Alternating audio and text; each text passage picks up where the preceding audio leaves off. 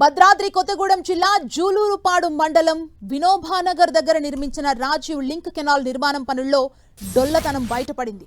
Sitarama project నుంచి గోదావరి నీటిని సాగర్కు తరలించేలా గతేడాది 100 కోట్ల రూపాయల వ్యయంతో నిర్మాణం చేపట్టింది తెలంగాణ ప్రభుత్వం.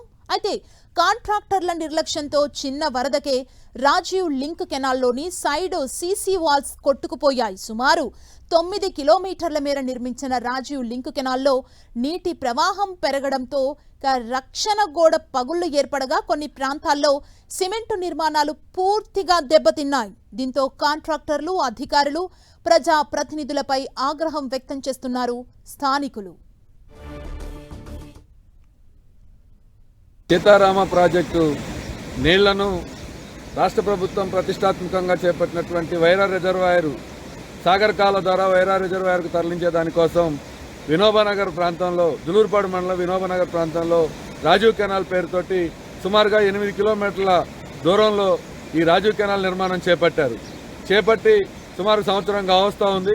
ఆనాడు రాష్ట్ర మంత్రి తుమ్మల నాగేశ్వరరావు గారు, తర్వాత వైరా శాసనసభ్యులు మాలోతు రామదాస్ నాయక్ గారు ప్రతిష్టాత్మకంగా చేపట్టారు. కానీ నిర్మాణం డొల్లతనంగా అవపడతా ఉంది. నిర్మాణం చేసి రాజీవ్ కెనాల్ నిర్మాణం చేసి సంవత్సరం కూడా కాకతలకే ఇవాళ ఆ కెనాల్ సైడ్ వాళ్ళు పూర్తిగా ధ్వంసం అయిపోయి కొట్టపోయేటువంటి పరిస్థితి అవపడతా ఉంది.